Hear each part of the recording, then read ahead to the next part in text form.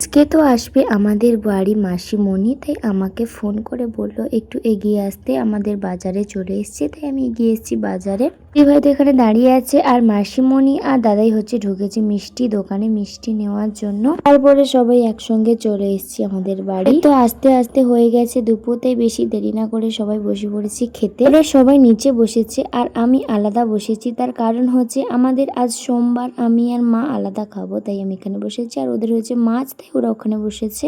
বিকেল বেলায় আমার ছিল টিউশন, তাই আমি বেরিয়ে পড়েছি। টিউশন তো যেতেই হবে। পর তো সন্ধ্যেবেলায় সবাই বলছে ফুচকা খাবে, তাই আমি আর দিদিভাই যাবো হচ্ছে বাজার। তো বাজার গিয়ে দেখি একটাও দোকান খোলা নেই। কি আর করবো, ঘুগনি নিয়ে আমি আরো বাড়ি ফিরে যাচ্ছি, কিছু করার নেই। পরে এসে দেখি মা আবার করেছে চা, তাই সবাই একসঙ্গে বসে গেছি চা খেতে। বাড়িতে কেউ আসা মানে গল্প গুজব তো থাকবেই, ভরপুর আমরা গল্প গুজব করেছি, তার কোনো কমতি নেই। তারপর ডিনারে ছিল পরোটা আর আলুর দম। তো চলো আমরা খেতে থাকি, তোমরা আমার চ্যানেলটা সাবস্ক্রাইব করো। বাই।